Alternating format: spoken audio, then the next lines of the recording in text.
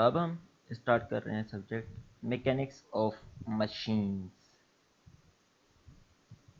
ठीक है, तो मैकेनिक्स ऑफ मशीन्स के बारे में पढ़े होंगे आपने, जैसे कि इंजीनियरिंग मैकेनिक्स पढ़ा है, उससे ये एडवांस सब्जेक्ट है।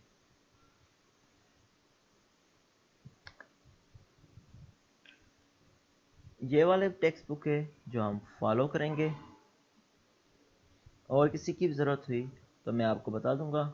नॉर्मली हम ये वाला टेक्स्ट बुक और इंटरनल रिसोर्सेज यूटिलाइज करेंगे। इस सब्जेक्ट में मेनली ये वाले जो टॉपिक हैं कवर किए जाएंगे जो हमें गिवन है, और ये वाले बुक जो हैं रिकमेंडेड बुक हैं। और इस सब्जेक्ट के ऑब्जेक्टिव मेन क्या हैं?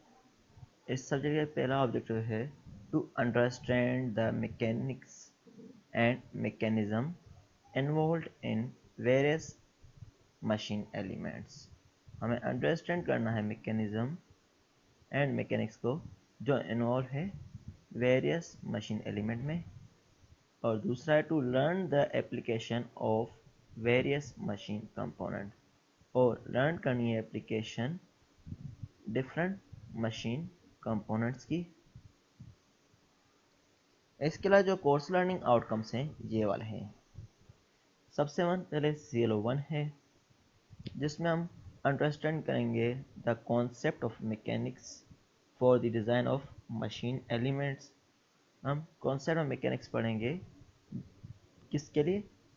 To for the design of machine element के लिए। जो PL01 होगा जो है इंजीनियर नॉलेज, और C2 अंडरस्टैंडिंग, इनको अंडरस्टैंड करना है। उसके अलावा calculate the kinematic characteristic of mechanism. हमने काइनेमेटिक कैरेक्टरिस्टिक को कैलकुलेट करना, such as linkage, cams, gears, governor and unbalance masses. इन सारी चीज़ों का हमने पढ़ना है। और ये वाला होगा अप्लाइंग में आ जाएगा, क्योंकि हमने सब ये इनके कॉन्सेप्ट लर्न करके अंडरस्टैंड करके इनको अप्लाई करना है। फिर रिलेट एनालिटिकल और graphical solution to complex engineering problem in various machine and mechanism, और रिलेट करना है एनालिटिकल और ग्राफिकल सॉल्यूशन को टू कॉम्प्लेक्स इंजीनियरिंग प्रॉब्लम से जो वेरियस मशीन्स और मैकेनिज्म में है। ये वाली जो है आपको आउटकम है, इसमें एनालाइज आएगा कि हमने एनालाइज करना होगा इसमें क्या क्या चीज़ चेंजेस आ रही हैं क्या नहीं आ रही। ठीक है, तो अगर आप पहला बुक देखेंगे तो उसमें ये 5th या 6th चैप्टर है थ्योरी ऑफ मशीन्स के में। चैप्टर 1 जो हमारे पास है काइनेमेटिक्स ऑफ मशीन्स या introduction to kinematics of machines है। इसमें हम क्या क्या पढ़ेंगे? इंट्रोडक्शन में क्या होगा? पहले हमारे पास मैकेनिक्स होती क्या है ये पढ़ेंगे, इंजीनियरिंग मैकेनिक्स क्या है, उसकी ब्रांचेस, और हम मशीन और मैकेनिज्म में क्या फ़र्क है, उसका डेफिनेशन ऑफ लिंक या एलिमेंट, फिर काइनेमेटिक पेयर, फिर डिग्री ऑफ फ्रीडम, उसके बाद ग्रबुलर क्राइटेरिया। डेरिवेशन इसकी नहीं करेंगे, खाली ग्रबुलर्स क्राइटेरिया पढ़ेंगे। काइनेमेटिक चेन क्या होती है, mobility of mechanism, structure, inversion machine, और काइनेमेटिक चेन इन्वर्जन में inversion of 4 bar chain, single slider crack chain and double slider crack chain, ये चीज़ें कवर की जाएंगी। अब सबसे पहले मशीन है क्या? What is machine? It is a device which transfer or transform motion and force from one source to the load output। ऐसी डिवाइस जो ट्रांसफ़र करे या बदल दे, ट्रांसफॉर्म करना बदल दे, मोशन एंड फोर्स को या मोशन एंड पावर को फ्रॉम सोर्स इनपुट से आउटपुट में। ठीक है, एक सोर्स इनपुट से दूसरे आउटपुट में कन्वर्ट करें। या इसकी एक और डेफिनेशन है, machine is a device which receive energy in some available form and utilize to do some work. Machine जो है एक ऐसी डिवाइस है जो रिसीव करती है एनर्जी किसी अवेलेबल फॉर्म में और यूटिलाइज करती है उसको किसी वर्क करने में। ठीक, जैसे कि यहाँ पर बताया गया है पिस्टन सिलेंडर का एग्जांपल। तो इसमें क्या होता है, पिस्टन सिलेंडर में कोई ना कोई एनर्जी होती है, जो हम एनर्जी सप्लाई करते हैं वो रिएक्शन करती है। तो हमारे पास क्या होगा, जैसे कि हमारे पास पेट्रोल इंजन में लेते हैं, फ्यूल और एयर का कंबशन होती है, तो हमारे पास केमिकल एनर्जी रिलीज होती है जो इसको कन्वर्ट करती है किसे, मैकेनिकल मूवमेंट में। जैसे कि पिस्टन मूव करता है तो ये मैकेनिकल आउटपुट मिल गया, तो मैकेनिकल आउटपुट हमारे पास आ गया, हम जो हमारे पास यूटिलाइजेशन होती है उसके मुताबिक हम कन्वर्ट कर लेते हैं। ठीक है, तो उसको हम बोलते हैं नॉर्मली मशीन।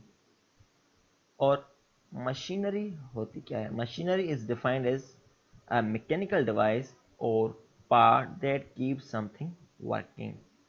मशीनरी क्या है, एक डिफाइन की जाती है, एक मैकेनिकल डिवाइस है या पार्ट है जो कीप करती है समथिंग वर्किंग, जो कीप करती है कोई चीज़ काम करती रहे।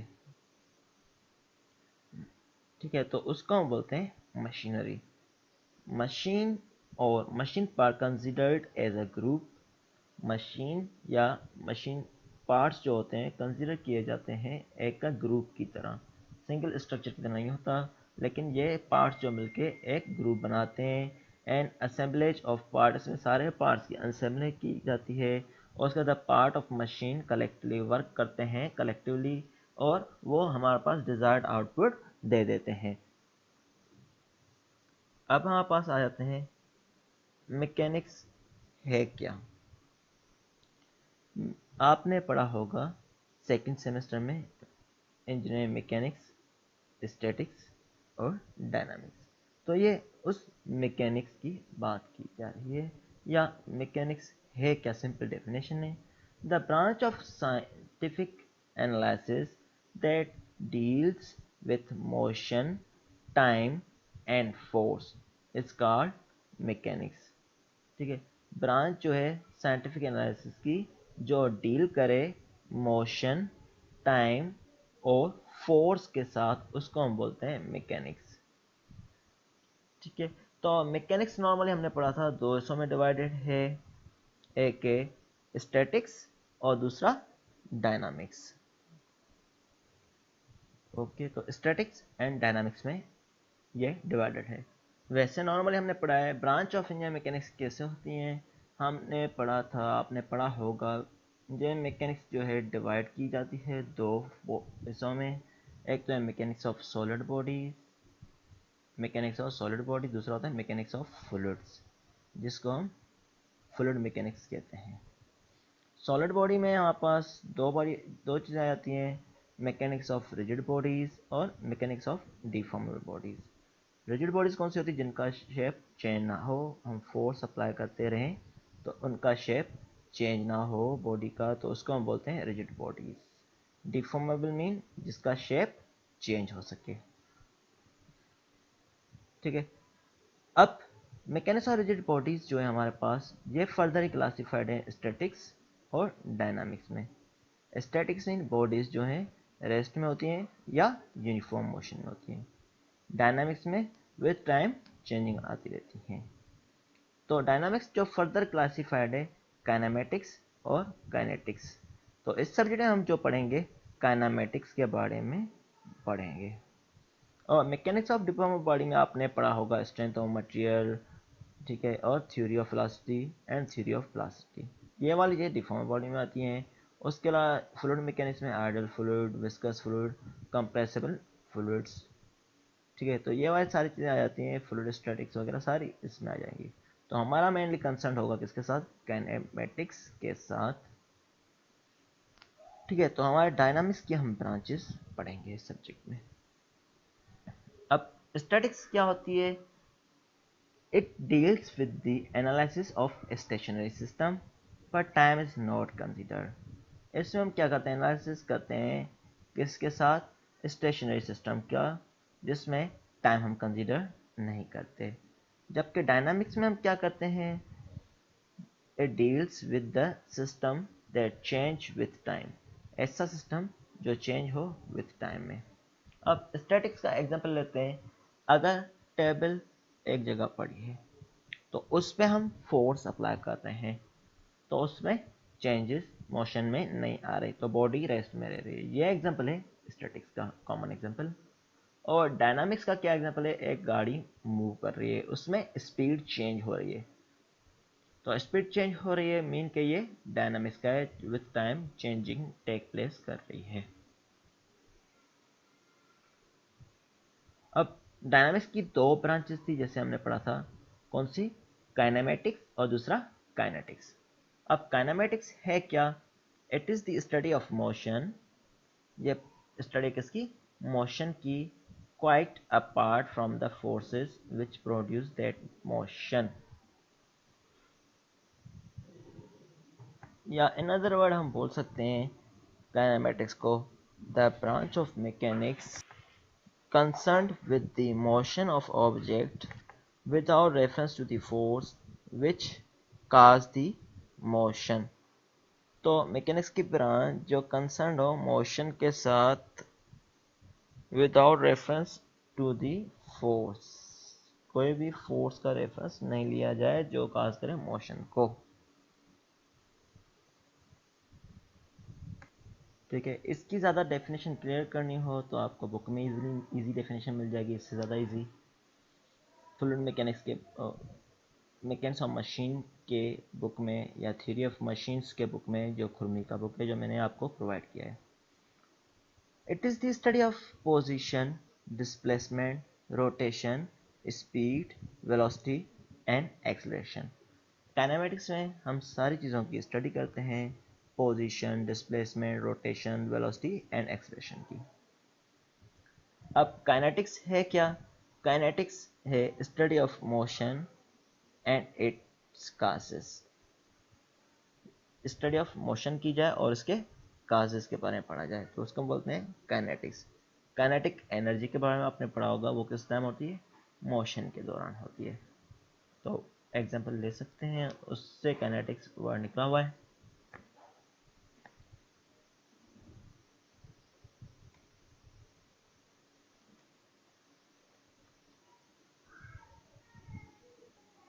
अब मजीद क्लियर कर लेते हैं डेफिनेशन काइनेमेटिक्स की।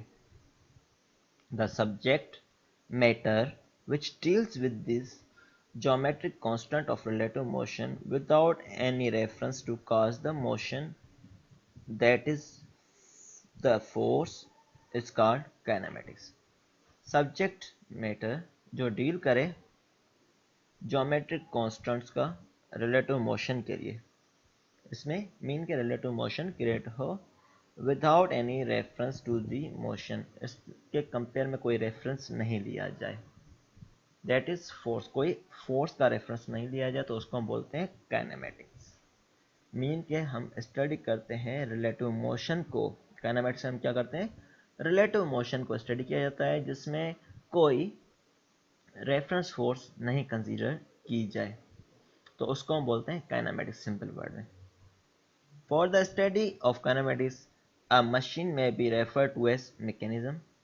काइनेमेटिक्स के लिए हम क्या करते हैं? मशीन को रेफर करते हैं as a mechanism which is the combination of interconnected rigid bodies. अब ये किसकी डेफिनेशन बताई हुई है? मशीन की। मशीन क्या है? कॉम्बिनेशन है इंटरकनेक्टेड रिजिड बॉडीज की कॉम्बिनेशन है जो कैपेबल होती हैं रिलेटिव मोशन प्रोड्यूस करने के। अब सिंपली एग्जांपल लिया गया है, आपने पढ़ा होगा इस तरह के एग्जांपल किसमें? स्टैटिक्स में। तो ये उस तरह का एग्जांपल है एक, तो ये सिंपली स्टैटिक को क्लियर करने के लिए क्या होती है, तो ये उसके लिए किया हुआ है। ये है किसका एग्जांपल है? स्टैटिक्स का। A picture writing at Newton is supported by two wires with tension T2 and T1 and T2 होना चाहिए। अब बताया हुआ है कि अब पिक्चर में जो वेट है 8 न्यूटन है। वेट कितना है? 8 Newton, supported by two wires, जो टू वायर से सपोर्टेड है, और उसमें टेंशन प्रोड्यूस कितनी होती है? T1 and T2। Find each tension. तो हमने ईच टेंशन को फाइंड आउट करना है।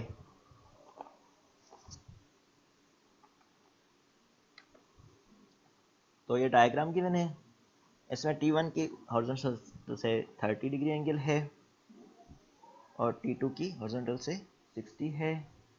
इस तरफ 60 है तो हम इस तरफ 60 लेंगे, ये इस तरफ 30 है तो ये इस तरफ हमारे पास 30 होगी। तो हमने एक फ्री बॉडी डायग्राम बनानी है सबसे पहले। तो हमने ये क्या किया, एक शेप बनाया रेक्टेंगुलर, उसमें ये फोर्सेस शो कर दी, ये T1, ये T2 और ये FG। तो ये 30 पे आ गया और ये 60 पे आ गया।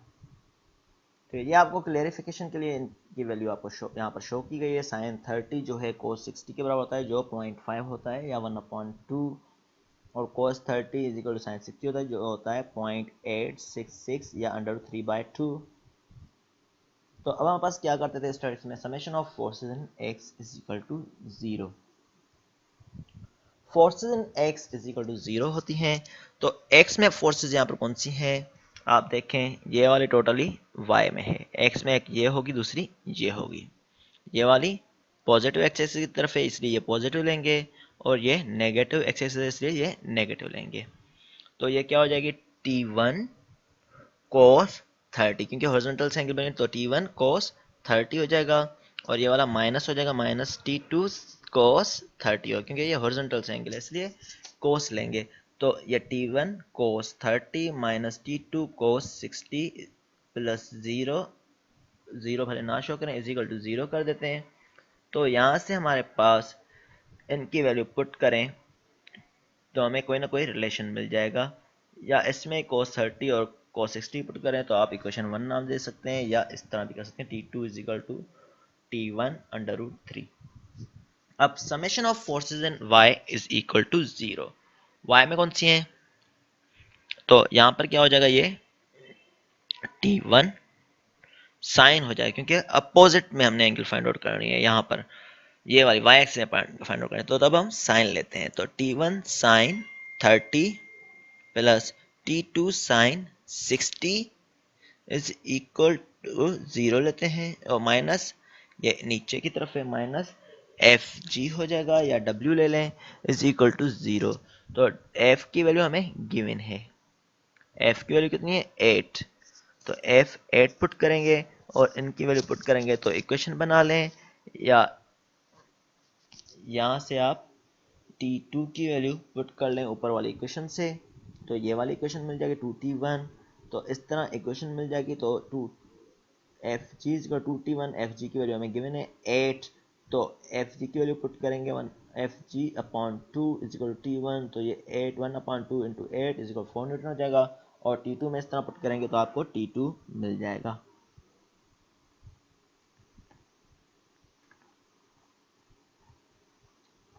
इसमें कोई क्वेश्चन हो तो आप पूछ सकते हैं ऑन व्हाट्सएप और live session.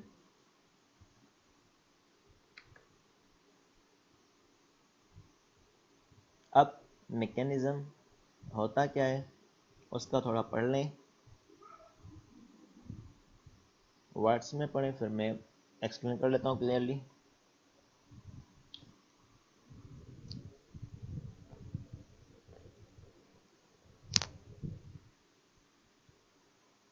It is defined as the combination of rigid or resistance bodies assembled in such a way the motion of one cause constrained and predictable motion to other is known as mechanism.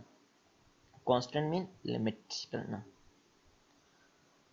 तो इसको define किया है, combination of rigid bodies, rigid body को combine किया जाता है या resistant body को कंबाइन किया जाता है और असेंबल किया जाता है इस तरीके से जो मोशन होती है एक पार्ट का दूसरे पार्ट के डिपेंड करके प्रोड्यूस होती है। तो कुछ ना कुछ मोशन जो प्रोड्यूस होती है जिसको हम प्रेडिक्टेबल मोशन कह सकते हैं या प्रेडिक्टेबल मोशन प्रोड्यूस होते हैं उसको हम बोलते हैं mechanism. If one of the link of kinematic chain is fixed, then the chain is known as mechanism. अगर एक लिंक हम फिक्स कर दें तो चेन जो है नोन हो जाएगी मैकेनिज्म। वो कैसे आपको ज़्यादा क्लियर हो जाएगा अभी। An assembly of moving part performing a complete function of motion. एक असेंबली होती है, इसमें क्या करते हैं, डिफरेंट पार्ट को असेंबल करते हैं रिजिड बॉडीज को, जो परफॉर्म करती है कंप्लीट फंक्शन ऑफ मोशन को। तो उसको हम बोल सकते हैं mechanism. Mechanism is a device design to transform input force and movement into desired set of output and movement. Input force को हम ट्रांसफॉर्म करते हैं desired set of output forces and movement में। Mechanism generally consists of moving components such as gear and gear trains। तो mechanism हमारे पास क्या होते हैं, डिफरेंट कंपोनेंट होते हैं। आपने देखा होगा गेयर मेश होते हैं या गेयर्स के बारे में पढ़ते हैं, और बेल्ट, चेन ड्राइव्स, आपने चेन ड्राइव देखी होगी बाइक में, तो ये सारे मैकेनिज्म हैं। या cam and followers mechanism, linkage as well as friction device such as brake and clutches, ये सारे मैकेनिज्म हैं। तो इनका कोई ना कोई फंक्शन होता है। इसके अलावा ये वाले सारे हैं, फ्रेम, बेयरिंग, स्प्रिंग, डिफरेंट जो है सारे बताए हुए, ये सारे मैकेनिज्म में आ जाते हैं। अब मैकेनिज्म और मशीन होती क्या है। A mechanism is a device which transform motion to some desirable pattern। Mechanism क्या करता है, एक डिवाइस है जो ट्रांसफॉर्म करता है मोशन किसी डिजायरेबल पैटर्न में, and typically develop very low force, और टिपिकली प्रोड्यूस करती है low forces and transmit little power. Mechanism है लिटिल पावर ट्रांसमिट करती है। तो मैकेनिज्म क्या है, एक डिवाइस है जो ट्रांसफॉर्म करती है मोशन किसी डिजायरेबल पैटर्न में, जो टिपिकली डेवलप लो फोर्सेस करती है और ट्रांसफॉर्म करती है थोड़ा सा पावर। जबकि मशीन क्या होती है, मशीन जो होती है कॉम्बिनेशन ऑफ मैकेनिज्म होती है। इसमें डिफरेंट मैकेनिज्म एक साथ काम कर रहे होते हैं, जो डिज़ाइन करते हैं किया जाते हैं, इनको सारों कंबाइन किया जाता है, जैसे कि हमारे पास पावर अच्छी खासी क्वांटिटी में मिल सके, तो उसको हम बोलते हैं मशीन।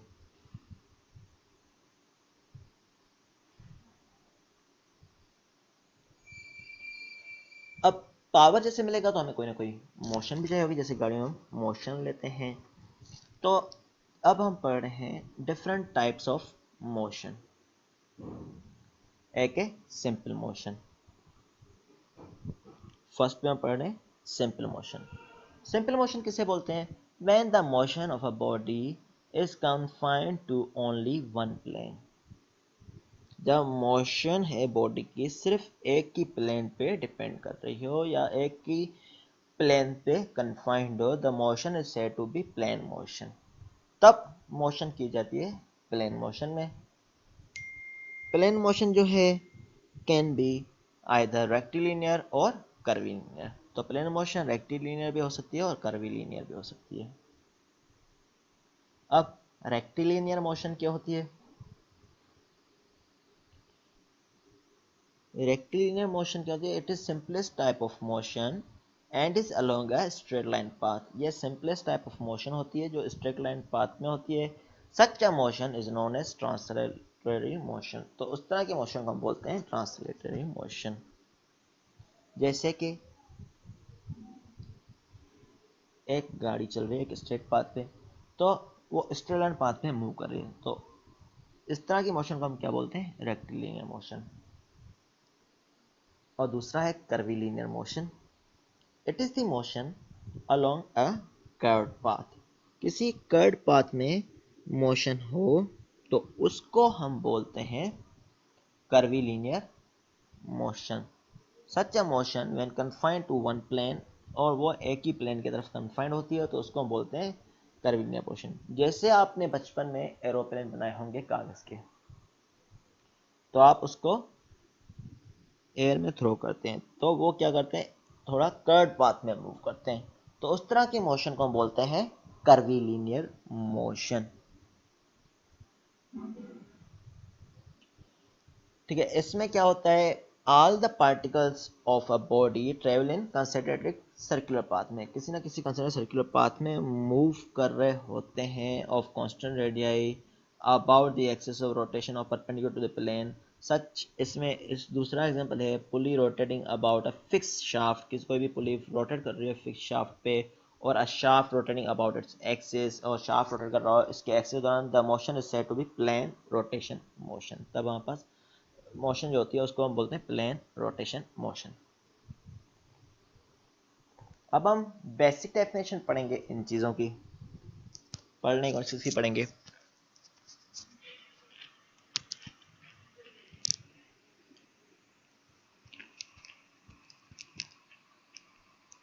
लिंक और एलिमेंट की, काइनेमेटिक पेयर की, काइनेमेटिक चेन की, मैकेनिज्म मशीन के बारे में अभी पढ़ा है, स्ट्रक्चर का आगे पढ़ लेंगे, डिग्री ऑफ फ्रीडम क्या होगा, ग्राबलर्स क्राइटेरियन क्या होगा, इन्वर्जन क्या होती है, उसका काइनेमेटिक चेन एंड इन्वर्जन पढ़ेंगे, inversion of 4 bar chain, single slider crank chain and double slider crank chain के बारे में पढ़ेंगे।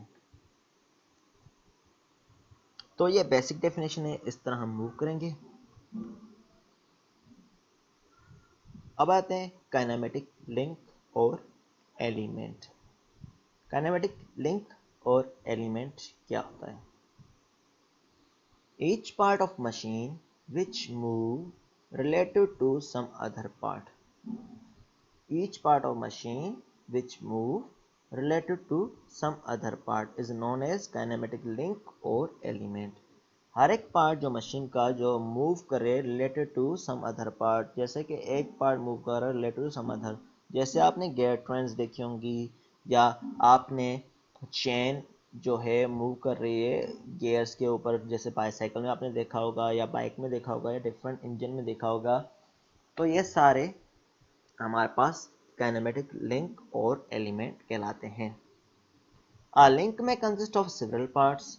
तो लिंक जो है सेवरल पार्ट्स की कंसिस्ट हो सकती है which they do not move related to one other. हो सकता है कि सारे पार्ट्स एक दूसरे से रिलेटिव में मूव ना कर रहे हो, कोई स्टेशनरी पार्ट और कुछ मूव कर रहे हो। लिंक और element need not to be a rigid body. और लिंक जो होती है या एलिमेंट होता है रिजिड बॉडी होना लाजमी नहीं है, but it must be resistant body. और ये लाजमी है कि रेजिस्टेंट बॉडी हो तो ये रोके कुछ ना कुछ। करेक्टरिस्टिक क्या होते हैं? It should have a relative motion. Kinematic link में हमारे पास होगी तब हमारे पास इसमें कोई ना कोई रिलेटिव मोशन लाजमी प्रोड्यूस होनी चाहिए। और दूसरी करेक्टरिस्टिक होता है it must be a resistant body. दूसरा ये रेजिस्टेंट बॉडी होनी चाहिए।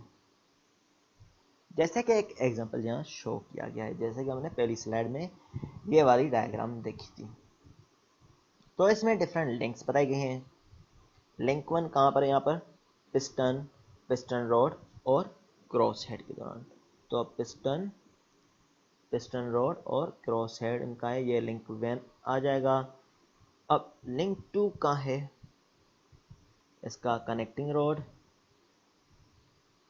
With big and small and. तो कनेक्टिंग रॉड है बिग एंड स्मॉल एंड के साथ। तो ये भी क्या है? लिंक है। ये लिंकेज प्रोवाइड कर रहा है, ये मोशन को ट्रांसफर कर रहा है एक जगह से दूसरी जगह। और दूसरा है, तीसरा है क्रैंक, क्रैंक शाफ्ट। क्रैंक आ गई, ये वाली जो है पूरी क्रैंक आ गई, ये क्रैंक शाफ्ट होगा सर्कुलर। और ये वाला आ गया क्रैंक शाफ्ट। और ये फ्लाई व्हील एंड साइलेंडर। और फ्लाई व्हील और साइलेंडर ये सारी चीज़ें जो हो रही हैं या लिंक 3 है। और चौथा लिंक कौन सा होगा? इंजन फ्रेम, जो पूरा जो फ्रेम है जिसमें इंजन रखा गया है, और मेन बेयरिंग्स जो यहाँ पर होंगे जो इसमें रोक रहे हैं वाइब्रेशन वगैरह को या सपोर्ट कर रहे हैं इनको, इनके कनेक्शन को। तो ये चौथी लिंक है। Types of link.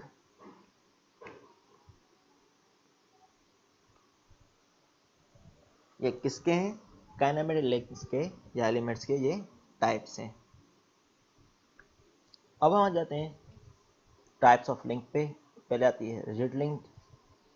Rigid mean जिनका शेप चेंज ना हो। A rigid link is one which does not undergo any deformation. ऐसी लिंक जिसमें डिफॉर्मेशन टेक प्लेस ना करें। While transmitting motion, जो ट्रांसमिट कर रही हो मोशन उसके दौरान डिफॉर्मेशन टेक प्लेस ना करे, तो उस तरह की लिंक को हम बोलते हैं रिजिड लिंक। तो इसके एग्जांपल में क्या आ जाता है? Crank shaft, connecting road. तो इसका एग्जांपल है एक क्रैंक शाफ्ट ली गई है यहाँ पर, ये वाली जो है तो इसको हम बोलते हैं रिजिड लिंक। उसके अलावा कनेक्टिंग रोड है, ये एज अ कनेक्शन प्रोवाइड कर रही है, रोड है जो एज अ सपोर्ट प्रोवाइड कर रही होगी, या अपने इंजन में डिफरेंट पार्ट लिंक को बोलते हैं रिजिड लिंक।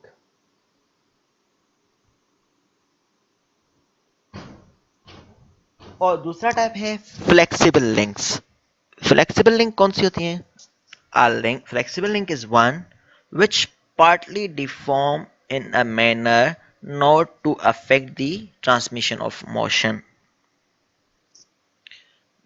जो फ्लेक्सिबल लिंक है, ऐसी लिंक है जो पार्टली डिफॉर्म होती है, बट मोशन को इफेक्ट ये नहीं करती। मोशन जो है सेम वे में ट्रांसफॉर्म होती है, बट जो लिंक है पार्टली डिफॉर्म होती है, टोटली डिफॉर्म नहीं होती, पार्टली डिफॉर्म होती है। जैसे कि आपने देखा होगा बेल्ट या चेन, आपने मोटर में देखा होगा बेल्ट होता है, वाटर की जो मोटर होती है उसमें भी हमारे पास बेल्ट यूज हो रहा होता है। तो ये वाली लिंक कहलाती है फ्लेक्सिबल लिंक। जैसे कि आप गियर के ऊपर चेन देख रहे होते हैं, ये भी क्या है? फ्लेक्सिबल लिंक है, ये पार्टली डिफॉर्म होती है। तीसरी होती है फ्लूइड लिंक्स। फ्लूइड लिंक कौन सी होती है? A fluid link is one which is formed by having a fluid in recept- receptacle and the motion is transmitted through the fluid by pressure or compression only. A fluid link is one which is formed by having a fluid in a receptacle and the motion is transmitted through the fluid by pressure or compression only. ऐसी link जो form की जाए fluid के through, जिसमें fluid जो है कोई ना कोई वर्किंग एक्शन कर रहा हो और जो एनर्जी ट्रांसफर हो रही हो या जो हमें आउटपुट मिल रहा हो प्रेशर या कंप्रेशन के थ्रू। जैसे कि इसका एग्जांपल है हाइड्रोलिक चेक, हाइड्रोलिक ब्रेक्स। तो हाइड्रोलिक चेक और हाइड्रोलिक ब्रेक में क्या होता है, हमें फोर्स कम लगानी होती है और अच्छी खासी फोर्स हमें आउटपुट में मिलती है, क्योंकि हमारे पास क्या होता है, फ्लूइड का जो प्रेशर होता है वो काम कर रहा होता है। उसके अलावा क्लासिफिकेशन ऑफ लिंक आ जाती है। वैसे यूरिनरी भी बोल सकते हैं, एक लिंक जहाँ पर अटैच्ड हो, वो इसमें नहीं गिवन। इसके अलावा जब टू लिंक्स अटैच हो उसको हम बोलते हैं binary link. Binary mean two, trinary mean three, quaternary mean four. तो ये उस वर्ड से निकला, बाइनरी, ट्राइनरी और क्वार्टरनरी।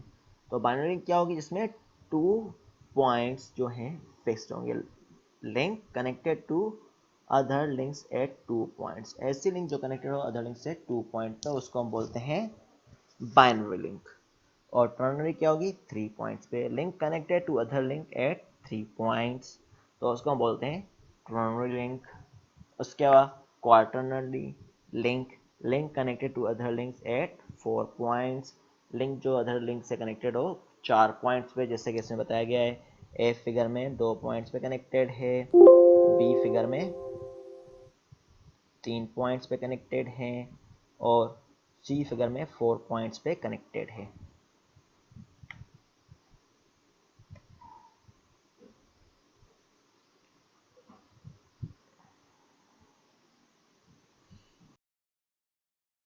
अब हम पढ़ेंगे काइनेमेटिक पेयर। क्लासिफिकेशन और लिंक के बाद काइनेमेटिक पेयर। काइनेमेटिक पेयर होता क्या है? कुछ आइडिया किसी को? तो काइनेमेटिक पेयर होता क्या है? जब टू लिंक या एलिमेंट ऑफ मशीन जो होते हैं जब कांटेक्ट में आते हैं एक दूसरे के साथ, तो वो फॉर्म करते हैं एक पेयर, तो उसको हम बोलते हैं kinematic pair. The two links or elements of a machine when in contact with each other are said to be form a pair। तब ये फॉर्म करते हैं पेयर, तो उसको हम बोलते हैं kinematic pair. If the relative motion between them is completely or successfully constrained or is in a definite direction। तो इसमें हो सकता है कि रिलेटिव मोशन बिटवीन देम जो होती है कंप्लीटली या सक्सेसफुली कंस्ट्रेंट हो सकती है। तो ये डिफरेंट टाइप्स हैं इसके। कंप्लीटली कंस्ट्रेंट में स्क्वायर होल आ जाता है, स्क्वायर आ जाती है। अब इनकी डेफिनेशन जो है सक्सेसफुल कंस्ट्रेंट जो है, जैसे कि शाफ्ट है किसी बेयरिंग में, तो इनकी डेफिनेशन हम अब पढ़ेंगे नेक्स्ट स्लाइड में। कंप्लीटली कंस्ट्रेंट क्या होता है, इनकम्प्लीट कंस्ट्रेंट क्या होता है और सक्सेसफुली कंस्ट्रेंट क्या होता है। अब कंस्ट्रेंट मोशन के 3 टाइप्स हैं। Number 1 is completely constraint motion. Completely constraint motion किसको बोलते हैं? When the motion between a pair is limited to definite direction irrespective of the direction of force applied, then the motion is said to be completely constrained motion. जब motion किसी pair की जो limited हो किसी न किसी particular direction में, जो डिपेंड ना कर रही हो फोर्स अप्लाइड पे, irrespective of the direction of force applied, direction जो है फोर्स की उस पर डिपेंड ना कर रही हो। आप सीधा बोल सकते हैं ये कि मोशन जो पेयर के बीच में वो लिमिटेड हो किसी न किसी एक पर्टिकुलर डायरेक्शन की तरफ हो, मीन के एक किसी डायरेक्शन की तरफ, पर्टिकुलर डायरेक्शन की तरफ मोशन हो, फोर्स अप्लाइड की डायरेक्शन पे डिपेंड ना करे, तो मोशन को हम कंप्लीटली कंस्ट्रेंट बोल सकते हैं। इसका एग्जांपल है the motion of a square bar in a square hole. Square bar की मोशन जो है किसी स्क्वायर होल में। अब स्क्वायर में आपके पास रेक्टेंगुलर टाइप शेप होगा, तो रेक्टेंगुलर टाइप बार जो है किसी स्क्वायर होल में एक डायरेक्शन में मूव करेगी हॉरिजॉन्टल। सर्कुलर तो मूव नहीं कर सकती क्योंकि स्क्वायर है, रेक्टेंगुलर टाइप शेप है, तो ये बार जो है हॉरिजॉन्टल मूव करेगी, तो फिक्स डायरेक्शन है हॉरिजॉन्टल। तो इस तरह के मोशन को बोलेंगे constraint motion. The motion of shaft with collar at each end in a circular. तो मोशन ऑफ शाफ्ट जो है कॉलर फिक्स किया गया है यहाँ पर, तो ये किस तरह मूव करेगा? सर्कुलर में मूव करेगा, एक ही डायरेक्शन में मूव कर रहा है। और इसके अलावा एक एग्जांपल है द पिस्टन एंड सिलेंडर। तो पिस्टन एंड सिलेंडर में क्या होता है? टू एंड फ्रो मोशन होती है जो लिमिटेड टू डेफिनेट डायरेक्शन होती है। It will only reciprocate related two cylinder. अब रिलेटेड टू सिलेंडर में रेसिप्रोकेट करेगा, ठीक है, तो तब हम कहते हैं ये कौन सी है? Completely constraint motion. उसके अलावा होता है incompletely constraint motion. Incompletely constraint motion किसको बोलते हैं? When the motion between a pair can take place in more than one direction. जब भी मोशन किसी पेयर के बीच में टेक प्लेस करे एक से ज़्यादा डायरेक्शन में, then it can be an incompletely constraint motion. जब भी मोशन किसी पेयर के बीच में, अब पेयर के बीच में हम पढ़ रहे हैं तो मैं इसलिए पेयर को इग्नोर कर रहा हूँ वर्ड को, तो जब भी मोशन टेक प्लेस करे मोर देन वन डायरेक्शन में, तब हम बोलते हैं इनकम्प्लीटली कंस्ट्रेंट मोशन। इसका एग्जांपल है अ सर्कुलर बार और shaft in a circular hole. अब सर्कुलर बार या शाफ्ट किसी सर्कुलर होल के अंदर हो, तो इसमें क्या पॉसिबिलिटी है? हो सकता है शाफ्ट ऊपर नीचे आगे पीछे मूव करे, या दूसरी पॉसिबिलिटी है शाफ्ट जो है सर्कुलर डायरेक्शन में मूव कर रहे हैं। तो दोनों इररिस्पेक्टिव हैं एक दूसरे के, दोनों डिपेंडेंट नहीं हैं, तो इन दोनों के बीच नो रिलेशनशिप है। तो इस तरह के मोशन को हम बोलेंगे इनकम्प्लीटली कंस्ट्रेंट मोशन। अब आते हैं सक्सेसफुली कंस्ट्रेंट मोशन। अब सक्सेसफुली कंस्ट्रेंट मोशन कौन सी होगी? When the motion between the elements forming a pair is such that the constraint motion is not completed by itself but by some other means। जब भी motion किसी element के बीच में form करे pair इस तरह से कि मोशन जो कंप्लीट हो खुद ब खुद ना हो, बल्कि कोई अदर सोर्स जो है वो कोई ना कोई रोल अदा कर रही हो, रोल प्ले कर रही हो इसको कंप्लीट करवाने में, तो उसको हम बोलते हैं सक्सेसफुली कंस्ट्रेंट मोशन। ठीक है, इसमें क्या है, shaft and foot step bearing, जो शाफ्ट है फुट स्टेप बेयरिंग में मूव कर रहा है। आईसी इंजन, वॉल्स और पिस्टन इनसाइड एंड सिलेंडर।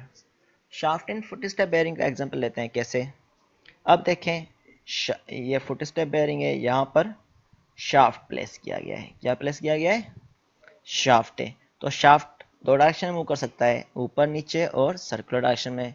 तो उस तरह के मोशन को हम क्या बोल रहे थे, इनकम्प्लीटली कंस्ट्रेंट मोशन। अब हम क्या करें, शाफ्ट के ऊपर की तरफ एक लोड रख लेते हैं, तो शाफ्ट वर्टिकल डायरेक्शन में मूव नहीं करेगा, अब सर्कुलर डायरेक्शन में मूव करेगा। तो हमने फिक्स कर दिया, अब लोड यहाँ पे कोई ना कोई रोल प्ले कर रहा है। तो इस तरह की मोशन को हम बोलते हैं सक्सेसफुली कंस्ट्रेंट मोशन। दूसरा एग्जांपल है IC engine walls. IC engine walls का एग्जांपल बताया हुआ है कि ये कैसे मूव कर रहे होते हैं। ये पिस्टन सिलेंडर मूव कर रहा है, तो यहाँ पिस्टन सिलेंडर मूव कर रहा है, तो यहाँ पर डिफरेंट मैकेनिज्म बना हुआ है क्रैंक केस के थ्रू, ठीक है, या कनेक्टिंग रॉड के थ्रू हमारे पास डिफरेंट मोशन होती है। यहाँ पर गियर्स के थ्रू, चेन के थ्रू ये कनेक्टेड है वॉल्स। तो ये रोटेट करेगा, तो ये वॉल्स को क्या कर रहा है, डायरेक्शन दे रहा है, कब ओपन होना है, कब इनलेट वाला ओपन होना है, कब एग्जॉस्ट वाला ओपन होना है। तो ये डिपेंड कर रहा है किस पे, इस इनपुट पे, पिस्टन के मूवमेंट पे। तो इस तरह के मोशन को हम बोल सकते हैं सक्सेसफुली कंस्ट्रेंट मोशन। उसके बाद पिस्टन इनसाइड एंड सिलेंडर। तो इसमें पिस्टन इनसाइड सिलेंडर मूव कर रहा है, तो वो भी सिलेंडर पे डिपेंड कर रहा है, सिलेंडर के विथ रेस्पेक्ट टू मूव कर रहा है। तो इस तरह की मोशन को भी हम बोल सकते हैं सक्सेसफुली कंस्ट्रेंट मोशन। इसके अलावा नेक्स्ट लेक्चर में हम पढ़ेंगे क्लासिफिकेशन ऑफ काइनेमेटिक पेयर, या नेक्स्ट वीडियो में आप देखेंगे क्लासिफिकेशन ऑफ काइनेमेटिक पेयर। यहाँ तक कोई क्वेश्चन है तो आप पहले बुक में देखें, गूगल पे भी देखें और मुझसे भी आस्क करें। आप मुझसे व्हाट्सएप या लाइव सेशन में दोनों में पूछ सकते हैं, कोई भी डिफ़िकल्टी हो।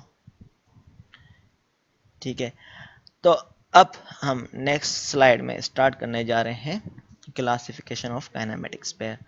अभी हमने क्या क्या पढ़ा, मशीन क्या होती है, मैकेनिक्स की ब्रांच क्या होती है, लिंक्स क्या होती हैं, और मोशन क्या होती है, सिंपल मोशन क्या होती है, और उसके टाइप्स, काइनेमेटिक पेयर के टाइप्स क्या होते हैं, और कंस्ट्रेंट मोशन क्या होती है और उसके टाइप्स क्या होते हैं, ये हमने पढ़ा है। इसमें कोई क्वेश्चन हो तो आप पूछ सकते हैं। ठीक है, दैट्स इट।